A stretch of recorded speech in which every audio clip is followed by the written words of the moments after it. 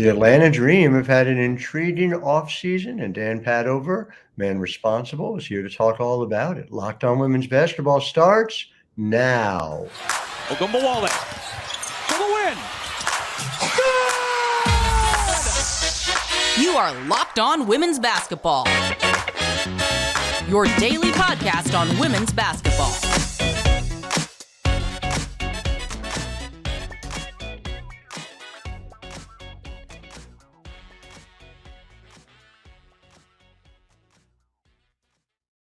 Well, hi there, everyone, and happy Tuesday to you. I'm Howard Megdal, host of Locked On Women's Basketball, and I want to thank you for once again making us your first listen every day. Over 175,000 of you showed up in January alone, the way we show up for you 6 days a week. Of course, it is not just me, it is the entire incredible team over at The NextHoops.com, where we have over 100 reported pieces on women's basketball every month. Subscribe for $9 a month, $72 a year. Check it out, thenexthoops.com. It all gets delivered right to your inbox. I cannot think of anything more enjoyable than that. And we've had quite a few inbox entries dedicated to the Atlanta Dream, who have had a fascinating offseason, a team that is clearly on the rise. And I guess, and Dan, I'm delayed to chat with you. The thing that always strikes me about this team is the plan is very clear. The plan is very obvious, and that's not always the case in this league. So I guess from your perspective, as you think about the build and kind of where you are, how much did you feel like, because again, your plan can be obvious, it can only be so far as the players who are available. How much did you feel like the players you brought in, whether we're talking about Aerial Powers, Jordin Canada, and Tina Charles, we're talking about all three, fit where you were going? Yeah, I think all three fit where we were going. We made a conscious effort this offseason to add experience. I think down the stretch of the season this past year, we felt it a little bit. Second youngest team in the league, very talented, but you can only go through it by having gone through it before. And we got some real life experience for some of our young players this year that I think is going to bode really well for us next season. But when you add on top of that, bringing in some players who have been through it, I think it can mesh really well, just to make us a more experienced group when we get into those tight games, both end of season and hopefully in the playoffs as well. That experience, and we'll talk about Tina Charles, who has no shortage of that experience, and Aerial Powers as well, who has done it.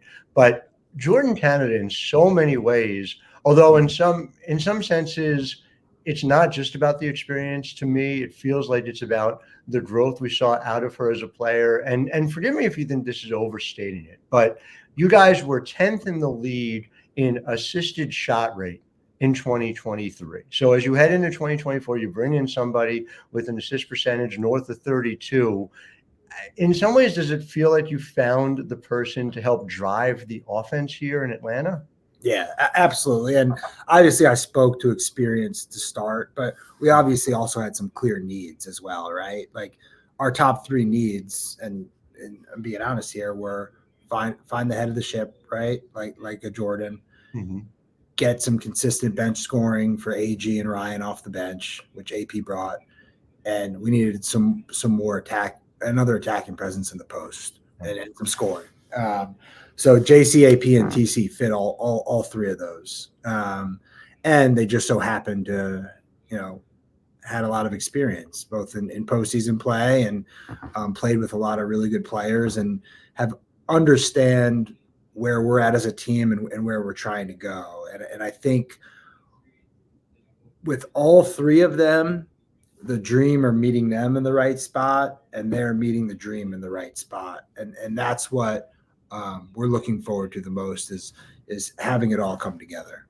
So let's talk about that, because Jordin obviously she signs for Vetman last year, has a breakout year in LA, and has a lot of options coming into this offseason. And I'll just say parenthetically, to my mind, what you guys are building is super inviting to players to be able to come down, both in terms of culture, in terms of the investment that we're seeing, from the top down in that franchise as well. I'm just wondering, when you first reach out, when you're first having that conversation with Jordin, what is that like? What are your points of emphasis to talk to her about the way she fits into Atlanta, where you're meeting her? Yeah. When we were granted permission to talk to Jordin, our biggest thing was the missing piece that she was for us.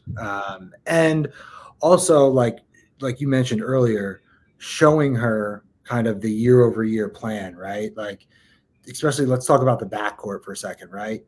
Year 1 got Ryan, year 2 got Leash, year 3 get Jordin. And it's being very, very, very intentional about the pieces we add in here. And it's not a coincidence that age-wise, right, they're all 28 and under, all play with a pace that, complements one another.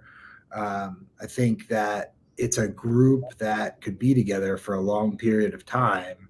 And that to us is just as important in the fit of how do we find pieces that can, have continuity with one another.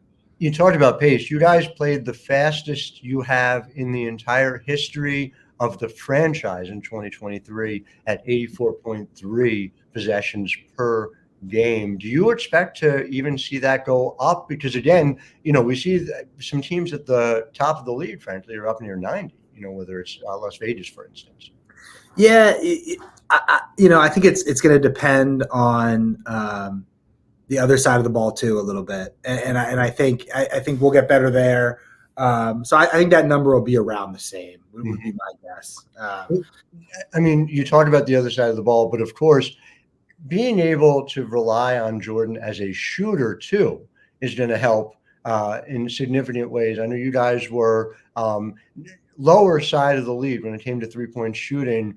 Jordin's three-point shooting, as we know, has been sort of the missing piece to her development as a player. Now, we had her on the show last year. We've talked to her about it. She's put in that time. She became an 87% free throw shooter last year. And so, as we both know, that is often a leading indicator of future three-point performance as much as three-point shots themselves. I guess there's sort of two parts to that. One is, do you see her as someone who needs to be a shooter for you guys to be successful? And number two, do you think there is even another level beyond where she already is at 33% coming off of last year? Yeah, I think, I'll answer that question a couple of different ways. I think she has continued to improve her playmaking ability when she adds different things to her skill set. And I think her increased range has helped her create space, multiple different ways, right? Because people have to come up on her a little bit more now. I think the most intriguing thing about Jordin is what she can create on the floor for other players, just by her pure ability to get into the paint, to get into the teeth of the defense. And when you have players like we talked about earlier who are surrounding her, I think the potential for the team is endless. I also think it's going to create even easier opportunities for Jordin because of the weapons she'll have around her. But her three ball improvement is a credit to her work. I think she's done an amazing job the last few years of just adding, a little bit more to her every year. And it makes her life easier, right? Because when they have to respect that shot, it just opens up so many things for her. And I think she's really, seen the value in that. We're at a point in the league where stability is in relatively short supply, right? And there are a lot of teams where, first of all, even the number of players who have signed beyond 2025, I think, is one. I think it was just Kalani Brown. And there are good reasons for that. They have nothing to do with players wanting to commit long-term and having everything to do with the new TV deal and the new CBA that's coming. But I say that as prologue to the fact that the Dream, having extended Tanisha Wright for a significant amount of time, was that part, you think, of the draw for players to be able to come to know that, look, this is the plan in place. This is where the Dream is going, not just here, but potentially for the longer term. Yeah, I'd like to think the stability of both Tia and myself helps. I think even more so, they can see the stability and the continuity of the team. Like, Ryan's made it very clear how much she enjoys being here. Our other players have made it clear how much they enjoy being here. And I think when players come here, yes, they see a consistent presence in T and myself, but they also see a group of players they can see themselves being around for a long period of time. And when T and I first got here, we studied all the past championship teams in the WNBA. And one thing that kept coming up was continuity. It's really, no matter how talented you are from any metric, it's really hard to win in year 1 or 2. You got to have years and years of playing together to get comfortable and to actually get over the hump. I'm not talking about just getting to the finals. I'm talking about winning a championship. The amount of players that are with one another for a long period of time, the list of champions is pretty high in that regard. So we're trying to, I always say we're trying to thread a needle right now of, keeping flexibility to be able to, continue to get better, staying more competitive year over year, and also keeping a group together that has fun and wants to be here and wants to attract other players to come here. Because at the end of the day, just like your job or my job, everybody wants to enjoy themselves when they go to work. And we've done a good job of that so far, and we're trying to keep that going as we move forward. Well, it is fascinating to see. Like I said, the direction is clear. It's a different kind of direction here, and we're going to talk more about that with AP, with Tina in segment 2. Also, obviously, in terms of the continuity, folks like Ryan and Haley we'll get into in segment 3. But first, I want to talk to you guys at home all about Prize Picks, one of our sponsors for today's show. And it's demon time on Prize Picks, which sounds bad, but I promise you it's not. Apparently, you can win now up to 100 times your money with as little as 4 correct picks. Basically, you look at the grids.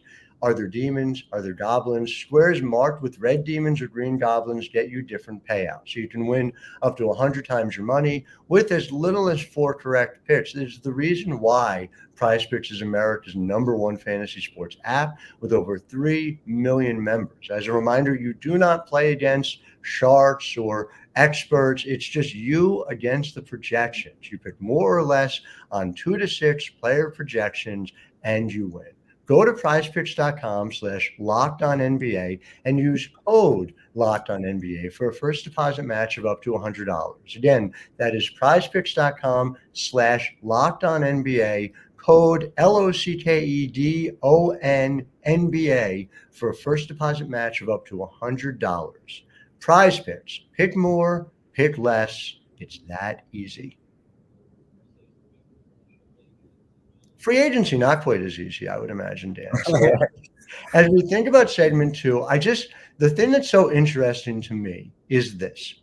This team has preached culture every step of the way and trying to build a culture that works. Now, I say that not as, so why sign Ariel Powers and Tina Charles where there's been difficult fits? Because I don't view it that way. I view it as a league where there are only 12 teams. You may not find a role in Team A, but you do find a role in Team B. I say it as means of how do you go about figuring out where there's just a different fit in a particular franchise, but it's going to work in Atlanta? Like, what's your due diligence like? How do you go about that? Yeah. The good news is it's a small league, so we know most players. And I think for us, you also look at the stage of where your team's at, right?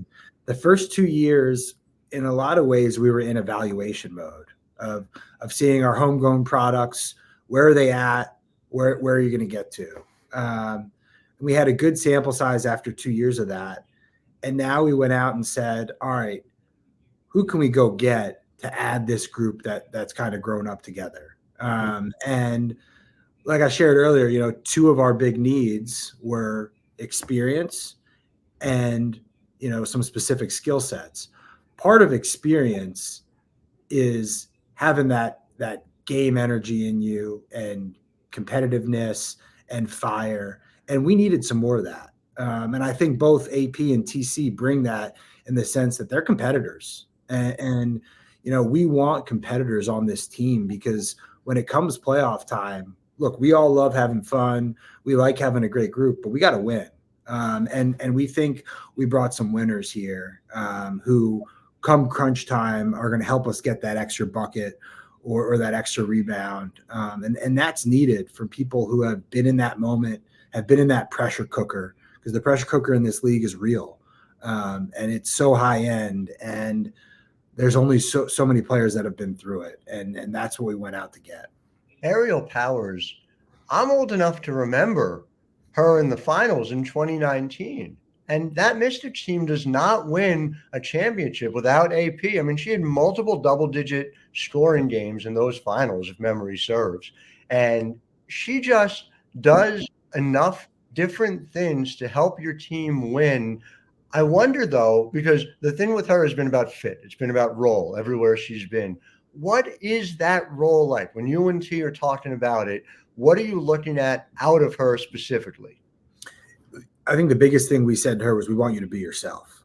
Like, Ariel has a presence about her on and off the court that we need. Like, she can shock a bolt of energy into you, and you can have you can be down 5 and then you can be up 5. You can be up 5 and then you can be up 15. So I think that for her, we want her to go back to being herself, to having fun. I, like you, remember that 2019 series. I also remember, and you were probably there, I scouted her at Michigan State when she was at Rutgers, and Rutgers was probably up 18 in the end of the third, and Ariel just beat the whole team by herself. It was unbelievable. So she's got that. Yeah, she's got that type of spark in her, and that's what we want her to be. And like T always says, if you're playing well, I'm gonna leave you in. And best player plays, and we think she can give us a lot of great minutes, throughout the course of the game. Yeah, Susie Merchant was very happy that afternoon, I remember as well.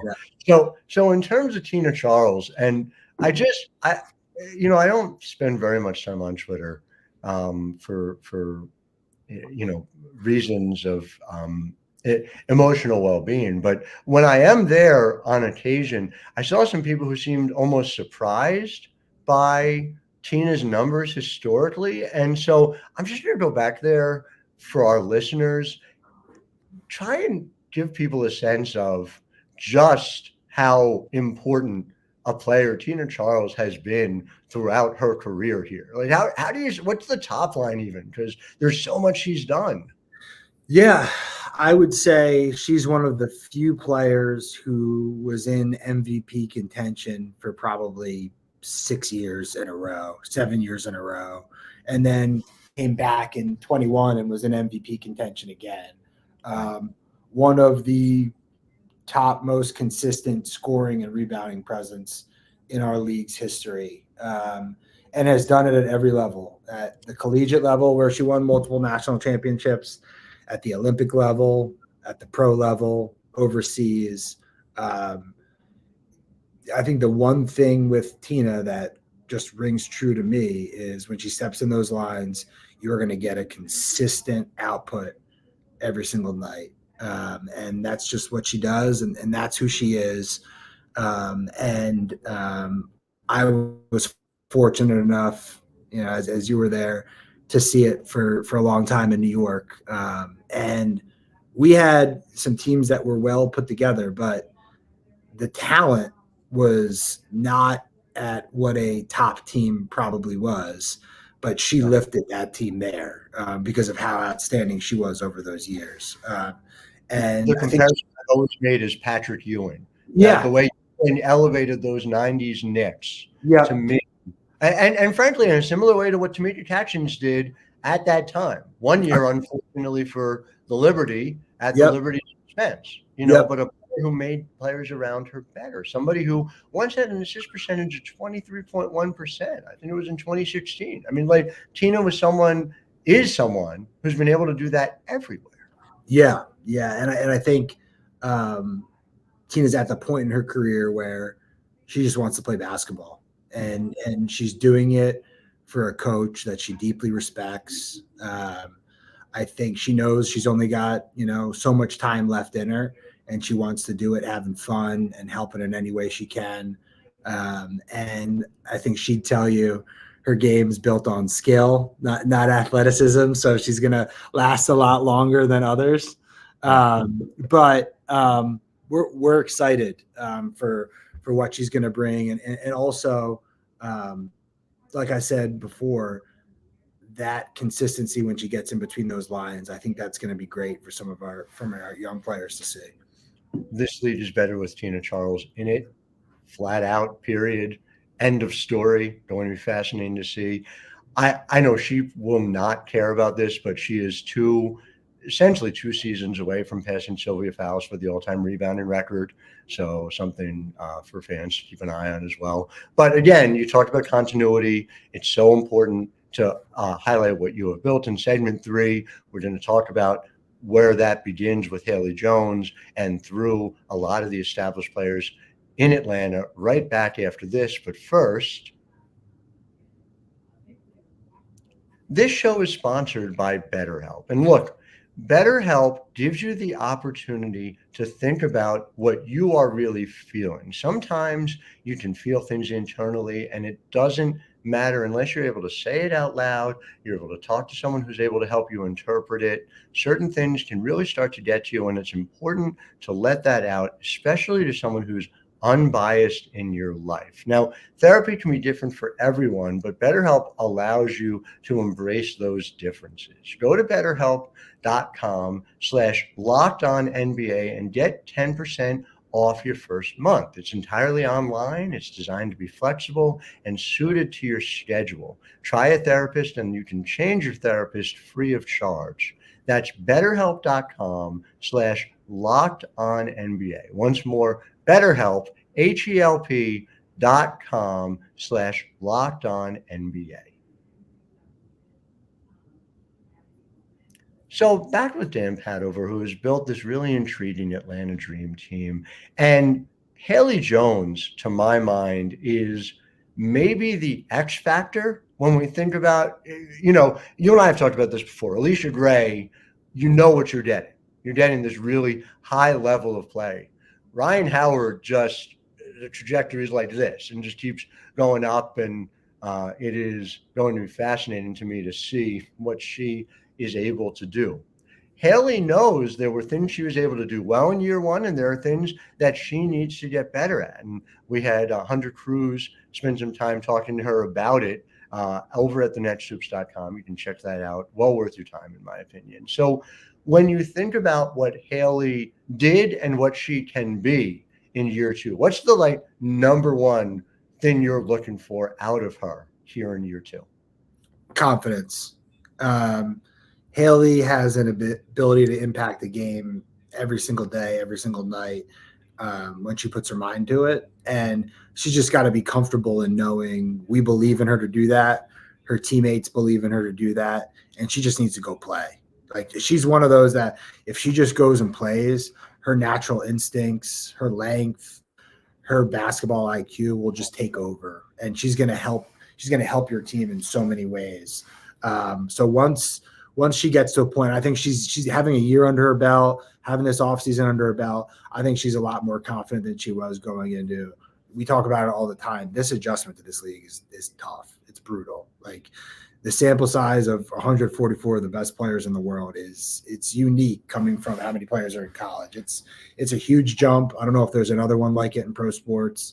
And I think for any rookie, it's a challenge. And I think she got here and was like, okay. And she had a good run, for, a stretch here and there. And part of it is playing time too, right? When you're a rookie, you're always the subject to some people that have been a little more proven to you. And I think this year she'll get some more time. I think she's got more confidence. And I think the biggest thing for her is just go and play. Because she can do some special things that are unique to her.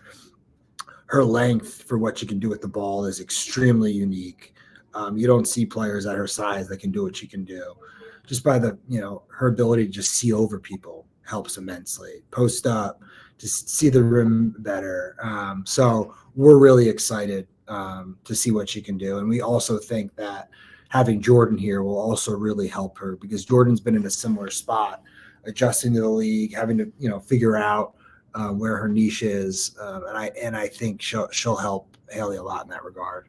So I'm glad you brought that up, because to me, I see two real clear opportunities just from a metric standpoint for her to get better. And so Hunter pointed this out, that Haley was at 32% around the rim in year one. And you look at someone, like you said, with her length, and you just say, oh, you just get her in the weight room. And that stuff is in so many ways going to take care of itself. Like you said, you're going up, you're adjusting against players who have been weight training 6, 7, 8 years in their career. And, you do that. You also have a point guard. I know Haley had to play some point for you guys last year. So now you have a point guard who's able to find her in those spots, number one. But number two, the catch and shoot threes. There were a lot of people who kind of wrote off her shooting from distance because the numbers at Stanford didn't reflect the shooter that she herself has said on this program that she knows herself to be. And so now a catch and shoot three that keeps getting better, and a point guard is able to find her. It just feels like Jordin is like designed to bring the most out of Haley. Is that how you see it too?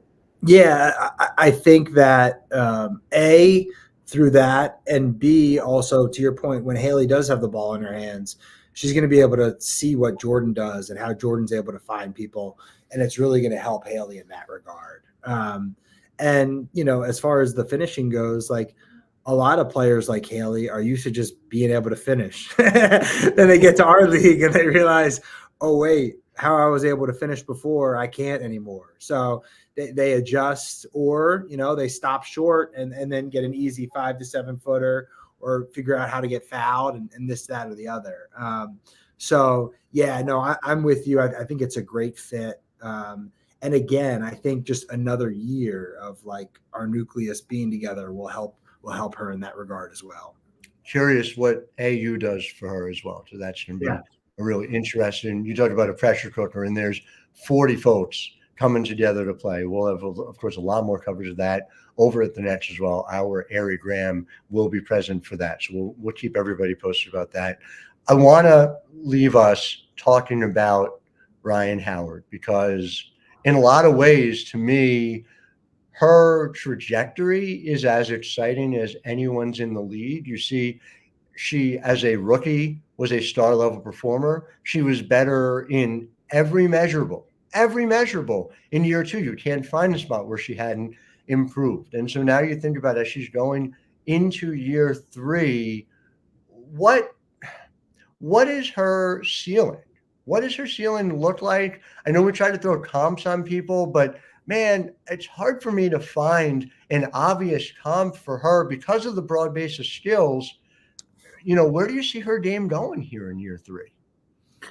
Yeah, the beautiful thing about Rhyne is Ryan's a very team first player. So I think if you ask Rhyne, what's your goal for year three, she'd probably say win a playoff series. Mm-hmm.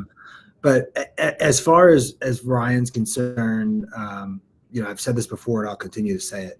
Ryan's ceiling is up to Ryan. Ryan can do whatever she wants to do. She's that gifted. I think she can be a multiple-time MVP. I think she can be a WNBA champion. I think she can be an Olympian. It's just, Ryan year in and year out, continuing to just take a little bit of a leap. She did it last year. I think she'll do it again this year. But she has a skill set that, you're right, there's not an easy comp, right? Because there's few players that at her size have shot it the way she shoots it, or as efficient as the way she is, and do it in such a easy way. I'll put it that way at times, that just gets her shot whenever she wants it. That's the part, just to watch her, it just blows your mind, right? Oh, man. And she gets to every spot on the floor the right way. Like she just sees the game and gets there. She can find her players. But I think we're extremely fortunate to have her as our foundational piece here at this team. And I think in many ways, this is a league of stars. And I think we go with Rhyne Howard. And I think as Rhyne makes the leaps, I think we'll make the leap. And it's our job to put the right pieces around her, and it's our job to support. But we believe in Rhyne, and Rhyne believes in us. And we're all excited to go do this together in year 3. And so ultimately that year 3, you talk about winning a playoff series. Is that the measurement? I mean, listen, like we've talked about, we've seen you have regular season success that in many ways is more measurable, right? When you go back to those New York teams that Tina played on, and you win an Eastern Conference regular season titles, and then the ridiculous playoff scenario where you're a 3 seed, but you have to host a one-game playoff and your entire season on the line. It's a little better than that, but like, how are you measuring that? Because I know you're data-driven in that way. What does success measurably look like for you this year? Yeah, I think it's twofold, right? I think it's you want to see a year-over-year growth in your regular season record, but you also want to see how you compete in that pressure cooker. And I think, a playoff series, we want to be a lot more competitive this year than we were last year, and hopefully move on. I think the goal in this league is to build a team that can be a consistent semifinals team. Okay. So that's our goal, is to get to there. We're not there yet, but we want to get there sooner rather than later. I think we want to have a competitive playoff series this year.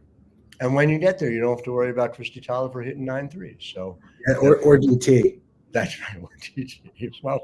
It was back to back. I think it was Phoenix the first year, Washington the second. It was. I remember it very well, as you do too, Dan. Well, Dan Padover, it is always a pleasure talking hoops with you. I really appreciate your time. To our listeners, thank you for making us your first listen every day. We will, of course, be back with you tomorrow, as we are 6 days a week. So until then, I am Howard Megdal, wishing all of you a wonderful Tuesday. Ogunbowale for the win. You are Locked On Women's Basketball, your daily podcast on women's basketball.